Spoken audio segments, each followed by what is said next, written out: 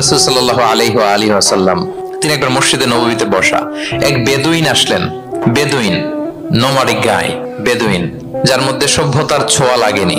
তো সে মসজিদে ঢুকেই উঠে চড়ে আসলেন, উটটাকে মসজিদের পিলারের মধ্যে বেঁধে রাসূল সাল্লাল্লাহু আলাইহি ওয়াসাল্লামকে সালামও দিচ্ছে না।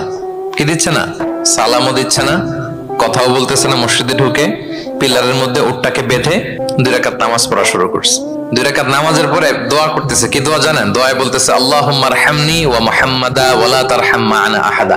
মানে আল্লাহ তুমি শুধু আমাকে রহম করো আর মুহাম্মদ সাল্লাল্লাহু আলাইহি ওয়াসাল্লামকে রহম করো, আমাদের দুইজনের সাথে আর কাউরে তুমি রহম করো না। বেদুইন হলে যা হয়, তার যে এটিকেটস অফ দোয়া, দোয়ার যে আদব, অন্যের জন্য দোয়া করলে যে নিজের লাভ এটা ভুলে গেছে। আপনারা এটা জানেন তো যে অন্যের জন্য দোয়া করলে লাভ? জানেন? আপনি যদি এক ভাইয়ের জন্য দোয়া করেন যে আল্লাহ সে অসুস্থ, তুমি তাকে সুস্থ করে দাও, ফেরেশতারা বলতে থাকে আল্লাহ যিনি এই দোয়াটা করলেন তার কোনো অসুস্থতা থাকলে আগে তুমি তাকে সুস্থ করে দাও। ধরেন যে আপনার এক ভাই দারিদ্রের কষাঘাতে জর্জরিত, টাকা পয়সা না, আপনি দোয়া করলেন যে আল্লাহ আমার ভাইটা আর্থিক সমস্যায় আছে, তার আর্থিক সমস্যা দূর করে দাও। ফেরেশতারা দোয়া করে আল্লাহ যিনি দোয়া করলো তার যদি আর্থিক সমস্যা থাকে তুমি আগে তার আর্থিক সমস্যা দূর করে দাও। সুবহানাল্লাহ, সুবহানাল্লাহ বিহামদি। তো এক লোক এই হাদিসের ফজিলত শুনে ইফতারির পূর্ব মুহূর্তে, যেহেতু দোয়া কবুল হয়, তার ওয়াইফ ইফতারি তৈরি করতেছে। এই হাদিসের ফজিলত শুনে এক লোক তার বন্ধুর জন্য দোয়া করতেছে যে আল্লাহ আমার বন্ধুটার তো এখনো বিয়ে হয় নাই, তুমি সুন্দরী রূপবতী একটা স্ত্রীর ব্যবস্থা করে দাও আল্লাহ আমার বন্ধুর। এই দোয়া শুনে তার স্ত্রী তো রেগে মেগে আগুন। সেই ইফতারি রেখে দিয়ে এসে বলে, এই এত বড় সাহস, কি দোয়া করো এসব উল্টাপাল্টা? স্বামী বলে, কি দোয়া উল্টাপাল্টা কি দোয়া করলাম? আমি তোমার বন্ধুর জন্য দোয়া করছি যে আল্লাহ তারে তুমি রূপবতী সুন্দরী স্ত্রীর ব্যবস্থা করে দাও। তো ওয়াইফ বলে, এই তুমি কি মনে করছো আমি হাদিসটা জানি না যে অন্যের জন্য ভালো কোনো দোয়া করলে আগে এটা নিজের জন্য কবুল হয়? সুবহানাল্লাহ। দেখেন ইসলামের বিধান কত সুন্দর। আপনি অন্যের কল্যাণ কামনা করলে এটা এই কল্যাণ ফিরে আপনার দিকে আসে আগে। সুবহানাল্লাহ। তো ওই বেদুইনের এটা জানা ছিল না। সে এসে দোয়া করতেছে আল্লাহুম্মা আরহামনি ওয়া মুহাম্মাদা ওয়া লা তারহাম মা'আনা আহাদা। আল্লাহ তুমি শুধু আমারে রহম করো আর মুহাম্মদ সাল্লাল্লাহু আলাইহি ওয়াসাল্লামকে রহম করো, আমাদের দুজনের সাথে আর কাউরে রহম করো না। রাসূল সাল্লাল্লাহু আলাইহি ওয়াসাল্লাম তাকিয়ে বলেন, হায় রে, একটা প্রশস্ত বিষয়কে সে সংকীর্ণ করে ফেললো। আফসোস করে বলতেছে, কারণ আল্লাহর দরবারে রহমের কি কোনো ঘাটতি আছে বলেন তো? আল্লাহর দরবারে রহমতের কোনো কমতি আছে? নাই। সাথে সবাইকে ইনক্লুড করতে পারতো। আচ্ছা গেল, দোয়া শেষে এবার সে মসজিদে নববীর মাঝখানে বসে পেশাব করা আরম্ভ করছে। এবার তো সাহাবারা রেগে মেগে আগুন, কি এত বড় সাহস, মসজিদে নববীর মাঝখানে পেশাব! সবাই উদ্ধত হচ্ছে, তাকে মারতে যাবে। রাসূল ইসলাম সবাইকে সামলালেন, থামালেন, বললেন রাখো, ছাড়ো, আগে সারতে দাও। কারণ কেউ যখন ওয়াশরুম সারে মাঝখানে তাকে ডিস্টার্ব করা যায় না, এটা তার ক্ষতি হবে। রাসূল ইসলাম বললেন রাখো, লেট হিম পাস ইউরিন, তাকে কাজ সারতে দাও। সে কাজ সারলো। এবার রাসূল ইসলাম বললেন, ও হারিকু আলা বাউলিহি সাজলান মিন মা, তার পেশাবের উপর এক বালতি পানি ঢেলে দাও, দিয়ে ফেললো। এবার রাসূল সাল্লাল্লাহু আলাইহি ওয়াসাল্লাম বললেন, ইন্নামা বুইসতুম মুয়াসসিরিন ওয়া লাম তুবআসু মুআসসিরিন। হে সাহাবারা, মনে রাখো তোমরা সহজপন্থী হিসেবে প্রেরিত হয়েছে, তোমরা কট্টরপন্থী হয়ে পৃথিবীতে প্রেরিত হও নাই। সুবহানাল্লাহ। তাহলে যে কোনো জিনিসের সলিউশন আপনার সহজভাবে করতে হবে, এটাকে জটিল বানানো যাবে না। আমরা অনেক সময় জটিল থেকে জটিল করি। তখন এই বেদুইনকে রাসূল সাল্লাল্লাহু আলাইহি ওয়াসাল্লাম ডেকে বললেন, আচ্ছা তুমি যে কাজটা করলে, মসজিদে নববীর মাঝখানে পেশাব করলে, এটা কি ঠিক হলো? তুমি কি জানো এটা আল্লাহর ঘর, এটা আমাদের মদিনার কমিউনিটির ইবাদতগাহ, এখানে আমরা আল্লাহর ইবাদত করি, আল্লাহর জিকির করি, আল্লাহর কিতাব তেলাওয়াত করি, এটা কি তোমার ঠিক হলো? এইভাবে যখন আদর দিয়ে পরম মমতায় তাকে বুঝিয়ে বলা হলো, সে লজ্জিত হয়ে মাথা নিচু করে ফেললো। সুবহানাল্লাহ। রাসূল সাল্লাল্লাহু আলাইহি ওয়াসাল্লামের কাছে ক্ষমা চাইল। তাহলে প্রিয় সুধী, আপনি কোমলতা, ভালোবাসা দিয়ে যা জয় করতে পারবেন, কঠোরতা দিয়ে সেটা পারা যায় না। খেয়াল রাখবেন, ভালোবাসা দিয়ে যেভাবে আপনি মানুষের হৃদয় জয় করতে পারবেন, কঠোরতা দিয়ে পারবেন না। এজন্য ইসলাম ফ্লেক্সিবিলিটিতে বিশ্বাস করে। ফ্লেক্সিবিলিটি, লা ইউকাল্লিফুল্লাহু নাফসান ইল্লা উসআহা। আল্লাহ সাধ্যের বাইরে কাউকে কখনো কিছু চাপিয়ে দেয় না। এজন্য ইসলামকে সহজ করে উপস্থাপন করতে বলেছেন তিনি। মুআয ইবনে জাবাল রাদিয়াল্লাহু তাআলা আনহুকে রাসূল সাল্লাল্লাহু আলাইহি ওয়াসাল্লাম একবার ইমাম বানিয়ে পাঠালেন একটা এলাকায়। তো ওই এলাকার লোকেরা ছিল শ্রমজীবী সাহাবী, শ্রমজীবী। উট ব্যবহার করে সেখান থেকে কুয়া থেকে পানি নিয়ে খেজুর গাছের মধ্যে দিত। সারাদিন যখন কষ্ট করতো, হার্ড ওয়ার্কিং করতো, বিকেলে ক্লান্ত হয়ে পড়তো। তো উনি মাগরিবের নামাজে সূরা বাকারা দিয়ে একবার তেলাওয়াত শুরু করলেন। সূরা বাকারা কোরআনের সবচাইতে ছোট সূরা নাকি সবচাইতে বড়? তো উনি যখন বাকারা দিয়ে নামাজ শুরু করলেন, এক শ্রমজীবী সাহাবী এসে আর কন্টিনিউ করতে পারছেন না, এত লম্বা কেরাত কিভাবে পারবেন, তো ক্লান্ত, শ্রান্ত, পরিশ্রান্ত। উনি রেগে নামাজ ছেড়ে দিয়ে একা একা নামাজ পড়ে রাসূল সাল্লাল্লাহু আলাইহি ওয়াসাল্লামের কাছে যে অভিযোগ করলেন, নালিশ করলেন, বললেন ইয়া রাসূলুল্লাহ, দেখেন এমন একজনকে ইমাম করে আমাদের এলাকায় অ্যাসাইন করেছেন, উনি মাগরিবের নামাজে পড়তেছেন সূরা বাকারা, আর আমরা সবাই শ্রমজীবী কৃষিজীবী মানুষ। রাসূল সাল্লাল্লাহু আলাইহি ওয়াসাল্লাম রেগে গেলেন। মুআয ইবনে জাবালকে ডেকে বললেন, মুআয আফাতানুন আনতা ইয়া মুআয, তুমি কি ফিতনা ছড়াচ্ছ সমাজে? তোমাকে পাঠিয়েছি কমিউনিটির ইউনিটি ধরে রাখার জন্য। আফাতানুন আনতা ইয়া মুআয, হে মুআয তুমি কি সাব্বিহ ইসমা রাব্বিকাল আ'লা এই সূরা পারো না? ওয়াশ-শামসি ওয়া দুহাহা এই সূরাটা পারো না? ওয়াদ-দুহা ওয়াল-লাইলি ইযা সাজা এটা মুখস্থ নাই? তো এই ছোট ছোট সূরাগুলো থাকতে তুমি বাকারা দিয়ে পড়তে গেলা কেন? সুবহানাল্লাহ, সুবহানাল্লাহ, আল্লাহু আকবার। দেখেন ইসলাম কতটা ফ্লেক্সিবিলিটিতে বিশ্বাসী, সহজ সহজ করে ইসলাম সবকিছু উপস্থাপন করে। এজন্য নন মুসলিমরা যখন দেখে যে ইসলামের মধ্যে এরকম ফ্লেক্সিবিলিটি আছে, তারা ইসলামের প্রতি আকৃষ্ট হয়। আলহামদুলিল্লাহ। আচ্ছা বলেন তো, বিয়েতে মোহরানা দেয়া কি? সবাই বলুন। একজন বলছে ফরজ। সবাই বলুন, বিয়েতে মোহরানা দেয়া কি? ওয়া আতুন নিসা সাদাকাতিহিন্না নিহলা, সানন্দ চিত্তে স্বামীদেরকে আল্লাহ বলছেন তোমরা তোমাদের মোহরানা ডৌরি দিয়ে দাও, দিতেই হবে। অনেক এটা দেয় না, ঠিক না, দিয়ে দিতে হবে। তো দেয়া ফরজ। মোহরানা দেওয়ার মতো অর্থ এক সাহাবীর নাই। এক সাহাবী বলেন ইয়া রাসূলুল্লাহ বিয়ে করব, মোহরানা আছে? নাই। তো না থাকলে কি বিয়ে করবা কি করে? এখন যাকে পছন্দ করছে ওই নারীকে জিজ্ঞেস করতেছে তুমি কি কোরআন পারো? মেয়ে বলে না আমি তো কোরআন পারি না। তো যিনি যে সাহাবী বিয়ে করবেন ওনাকে বলেন তুমি কোরআন পারো? হ্যাঁ আমি তো অনেকগুলো সূরা পারি। তখন রাসূলুল্লাহ সাল্লাল্লাহু আলাইহি ওয়াসাল্লাম ওই কন্যাকে মেয়েকে ডেকে বলল যে তুমি তো সূরা পারো না, তোমার হবু হাজবেন্ড অনেকগুলো কোরআনের সূরা পারে, তো তোমাকে তোমার স্বামী প্রতিদিন কিছু না কিছু সূরা মুখস্থ করাই দিবে, এটাই হয়ে যাবে তোমার বিয়ের মোহর। তাহলে বলেন তো সহজ না কঠিন? ওযু করে নামাজ পড়া কি? সবাই বলুন ফরজ। কিন্তু ধরেন ওযুর পানি নাই, তখন তায়াম্মুম করে পড়লেও কবুল করবে কে? আল কিয়াম ফিস সালাত, দাঁড়িয়ে নামাজ পড়া কি? ফরজ। দাঁড়াতে পারছেন না, বসে বসে পড়লে কবুল করবে কে? বসতেও পারেন না, শুয়ে পড়লেও কবুল করবে কে? তাহলে বলেন তো ইসলামের বিধান কি কঠিন না সহজ? ফ্লেক্সিবিলিটি আর তাইসির। ইসলামের এই ফিচারটার কারণে, এই বৈশিষ্ট্যের কারণে অমুসলিমরা ইসলামের প্রতি আকৃষ্ট হয়, যে ইসলামের বিধানগুলো এত ফ্লেক্সিবল। এটা হচ্ছে মূল বিধান, না হইলে এটা, না হলে অপশন, না হলে এই অপশন, মানে সমাজের সাথে খাপ খাইয়ে নেয়ার মতো, সহজে মানুষ এটাকে এক্সিকিউট করার মতো সব বিধান আল্লাহ তাআলা রেখে দিয়েছেন। সুবহানাল্লাহ। তাহলে এই বিষয়গুলোর কারণে মুসলিমরা ইসলামের প্রতি আকৃষ্ট হয়। দ্য ফাস্টেস্ট গ্রোয়িং রিলিজিয়ন, মূল যে টপিক মনে আছে তো আপনাদের? তাহলে 3টা কারণ অলরেডি বলে ফেলেছি, আরো 2টা বলবো, বলে শেষ করে দিব। এর মধ্যে প্রথমটা কি ছিল? ইসলাম ধর্মটা কেমন?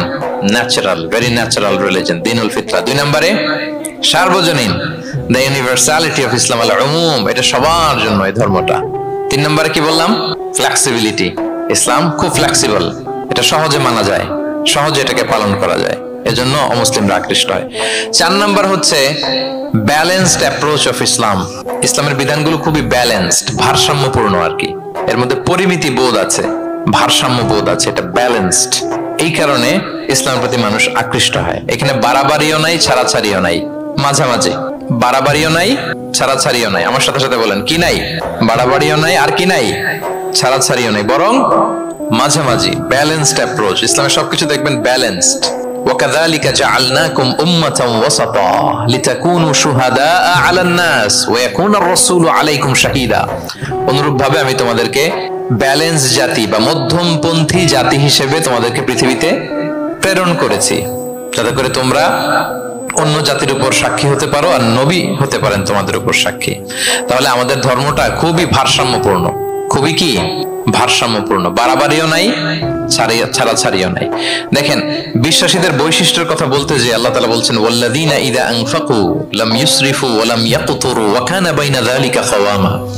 বিশ্বাসীরা যখন দান করে, দানের ক্ষেত্রে তারা কৃপণতাও করে না, আবার অপচয়ও করে না, বরং মাঝামাঝি দান করে। বরং কি মাঝামাঝি দান। রাসূলুল্লাহ সাল্লাল্লাহু আলাইহি ওয়াসাল্লামের একটা অভ্যাস ছিল, তার কাছে কেউ কিছু চাইলে উনি না বলতে পারতেন না। কি বলতে পারতেন না? সবাই বলুন। রাসূলুল্লাহ সাল্লাল্লাহু আলাইহি ওয়াসাল্লাম কি বলতে পারতেন না? না। কেউ কিছু চাইবে আর উনি না বলবেন, এই না ওনার ডিকশনারিতে নাই, না বলতে জানতেন না। তো একবার রাসূল সাল্লাল্লাহু আলাইহি ওয়াসাল্লামের মাত্র একটা মাত্র জামা, কয়টা জামা? একটা। তো এক ফরিয়া দিয়ে এসে রাসূল সাল্লাল্লাহু আলাইহি ওয়াসাল্লামকে বললেন ইয়া রাসূলুল্লাহ আমাকে একটা জামা দিন, আমি বস্ত্রহীন। তো রহমতের নবী কি আর করবেন, যেহেতু না বলতে জানেন না, কাউকে ফিরিয়ে দিতে জানেন না, নিজের জামাটাই খুলে দিয়ে দিলেন। সুবহানাল্লাহ। এখন ওনার গায়ে তো জামা নাই, আছে? উনি জামাহীন অবস্থায় ঘরে বসে আছেন। আল্লাহ তাআলা আয়াত নাযিল করলেন, ওয়াল্লাযীনা ইযা আনফাকু লাম ইউসরিফু ওয়া লাম ইয়াকতুরু ওয়া কানা বাইনা যালিকা কাওয়ামা। বিশ্বাসীরা যখন দান করে তারা কৃপণতাও করে না, আবার বাড়াবাড়িও করে না, মাঝামাঝি থাকে, মধ্যম পন্থা। মানে বুঝাতে চাইলেন, আল্লাহ তাআলা এই কথা দিয়ে বুঝাতে চাইলেন, নবী হে, জামা যদি দুটো থাকতো তাহলে না হয় একটা দিতেন, দুটো যদি থাকতো একটা দিতেন। এখন ছিল কয়টা? এটাই যখন দিয়ে দিয়েছেন, এখন আপনি পড়বেন কি? সুবহানাল্লাহ বিহামদি। ভারসাম্য শিখালেন আল্লাহ। তাহলে ইসলাম হচ্ছে ভারসাম্যের ধর্ম, ব্যালেন্সড রিলিজিয়ান। বাড়াবাড়িও নাই, ছাড়াছাড়িও নাই। সাহাবাদের মনের মধ্যে একবার কৌতূহল জাগলো যে রাসূল সাল্লাল্লাহু আলাইহি ওয়াসাল্লাম রাত্রিবেলা কি আমল করে, দিনের বেলা কি আমল করে, ওনার ব্যক্তিগত আমলগুলো কেমন, একটু দেখে আসি। তো ওনার খোঁজ লাগালেন। খোঁজ লাগিয়ে যা পেলেন তাদের খুব একটা মনোভূত হলো না। ওনারা ভাবলেন যে রাসূল সাল্লাল্লাহু আলাইহি ওয়াসাল্লাম হয়তো আরো বেশি আমল করেন, কিন্তু ওনাদের কাছে মনে হলো যে কিছুটা বোধহয় কমই হয়ে যাচ্ছে। তো একজন বলল, আরে রাসূল সাল্লাল্লাহু আলাইহি ওয়াসাল্লামের তো আগের পরের সব গুনাহ মাফ, গফিরা লাহু মা তাকদ্দামা মিন যামবিহি ওয়া মা তাআখার। ওনার তো কোনো গুনাহই নাই, এই আমল ওনার জন্য ঠিক আছে, আমাদের জন্য ঠিক না, আমাদের আরো বাড়াই করতে হবে। তো কি করা যায়? এই চিন্তা থেকে এরা একজন বলে যে তাইলে একটা কাজ করি, আমি আর এখন থেকে রাতে ঘুমাবো না, সারা রাত তাহাজ্জুদ করবো। সারা রাত কি করবো? আচ্ছা। আরেকজন বলে তাহলে আমি কালকে থেকে যে নফল রোজা রাখা শুরু করব, জীবনেও মরার আগের দিন পর্যন্ত রোজা ভাঙবো না, খালি রোজা চলতেই থাকবে। দুইজন তো দুইটা নিয়ে নিছে। আরেকজন কি করবে? আরেকজন বলে তোরা যা করছস, আমি এক কাজ করি, আমি আর আমার স্ত্রীর কাছেই যাব না, সন্ন্যাসী হয়ে গেলাম, আর বউদের কাছে যাব না, সন্ন্যাসী জীবন, খালি আল্লাহ বিল্লাহ, ইবাদত, জিকির, আজকার, দোয়া, দরুদ পড়তে পড়তে জীবন শেষ করে দেব। তিনজন তিনটা নিয়ে নিল। এই কথা যখন রাসূলুল্লাহ সাল্লাল্লাহু আলাইহি ওয়া আলিহি ওয়াসাল্লাম তিনি শুনলেন, তিনি অপছন্দ করলেন। তিনি বললেন, মা বালু আকওয়ামিন ইয়াকুলুনা কাযা ওয়া কাযা। তোমাদের কি হলো? ডাকলেন, সমাবেশ করে বলেন, এই নাম ধরে বলতেন না। তিনি কিভাবে মানুষকে কারেক্ট করতেন দেখেন, সংশোধন করতেন। এই তুমি নাকি এটা বলছো, দাঁড়াও আব্দুল্লাহ, এই আব্দুর রহমান তুমি দাঁড়াও, এই আব্দুল করিম, তিনজনেই তিন খারাপ কাজ করছো। এইভাবে সংশোধন করতেন না, কারণ নাম ধরে দাঁড় করালে তারা তো অন্যদের সামনে অপদস্থ হবে। কি বলেন, ঠিক কিনা? নাম না ধরে তাদের কাজ নিয়ে বললেন যে মা বালু আকওয়ামিন ইয়াফআলুনা কাযা ওয়া কাযা, মা বালু আকওয়ামিন ইয়াকুলুনা কাযা ওয়া কাযা। আচ্ছা, তোমাদের মধ্যে কয়েকজন নাকি এই কাজের ঘোষণা দিছো, তোমাদের মধ্যে কয়েকজন। তাহলে যেই তিনজন দিছে এরা তো বুঝে ফেলছে যেগুলো আমাদেরকেই বলতেছে, ঠিক কিনা বলেন? আর বাকিরাও সতর্ক হয়ে গেল। এবার রাসূল সাল্লাল্লাহু আলাইহি ওয়াসাল্লাম বললেন, না, তোমাদের এই কাজটা ঠিক হয়নি। ইন্নী লা আখশাকুম লিল্লাহি ওয়া আতকাকুম লাহু। তোমাদের মধ্যে আমি নবী সবচেয়ে বেশি আল্লাহকে ভয় করি, আমি সবচেয়ে বড় মুত্তাকি। কই, আমি তো রাতে ঘুমাই আবার তাহাজ্জুদ পড়ি, কিছু সময় ঘুমাই কিছু সময় তাহাজ্জুদ পড়ি। এই ভারসাম্য রেখে জীবন চালাতে আমার তো তাকওয়ার কোনো ক্ষতি হয় না। আমি তো স্ত্রীদের সাথে মিশি, আমার তো কোনো সমস্যা হয় না। আমি মাঝে মাঝে নফল রোজা রাখি সোম বৃহস্পতি, বাকি দিনগুলোতে দিনের বেলা আমি খাই। কই, এই ভারসাম্যপূর্ণ জীবন আচরণে আমি নবী হয়ে তো আমার কোনো সমস্যা হয় না, তোমাদের তো সমস্যা কোথায়? সুবহানাল্লাহ। তাহলে রাসূল সাল্লাল্লাহু আলাইহি ওয়াসাল্লামের চাইতে যদি কেউ বড় মুত্তাকি হতে চায়, হতে পারবে বলেন তো? না। সেই নবী রাতে কখনো নির্ঘুম থাকতেন না, only except the last 10 days of Ramadan. রমাদানের শেষ 10 রাতে রাসূল সাল্লাল্লাহু আলাইহি ওয়াসাল্লাম ঘুমাতেন না। আর সারা বছরের রুটিন হচ্ছে এশার পরেই ঘুম দিয়ে এরপর রাসূল সাল্লাল্লাহু আলাইহি ওয়াসাল্লাম শেষ রাতে তাহাজ্জুদ পড়তেন। মানে ঘুমোতেন আবার নামাজ পড়তেন, ব্যালেন্সড। ইবাদত করতেন, স্ত্রীদের সাথেও মিশতেন, মাঝে মাঝে রোজা রাখতেন, আবার মাঝে মাঝে না রেখে খাবার খেতেন দিনের বেলা। সুবহানাল্লাহ। তাহলে এটাকে বলে the balanced approach of Islam. আরবিতে বলে আল ওয়াসাতিয়াতু ওয়াল ইতিদাল, মানে মধ্যমপন্থী থাকা, ভারসাম্যপূর্ণ থাকা। ইসলামের অনন্য একটা বৈশিষ্ট্য হচ্ছে এই আল ওয়াসাতিয়া, মানে দ্য ব্যালেন্সড অ্যাপ্রোচ, ভারসাম্যপূর্ণ জীবন বিধান। এগুলো যখন অমুসলিমরা দেখে তারা অবাক হয়ে যায়। সম্মানিত সুধী, আপনারা যদি ঈসা আলাইহিস সালামের ব্যাপারে আমাদের আকীদা দেখেন, বিশ্বাস, তাহলে আরো ক্লিয়ার হবেন যে আমরা অন্য ধর্মের চেয়ে কিভাবে ভারসাম্যপূর্ণ। খেয়াল করে শুনুন, খুব মজার ঘটনা, মজার ব্যাপার। ঈসা আলাইহিস সালামের ব্যাপারে আমাদের যে বিশ্বাস বা আকীদা, এটার দিকে খেয়াল করলেই বুঝবেন যে আমরা কেমন করে ব্যালেন্সড। আচ্ছা, আপনারা কি কেউ জানেন খ্রিস্টানরা ঈসা আলাইহিস সালামের ব্যাপারে কি বলে?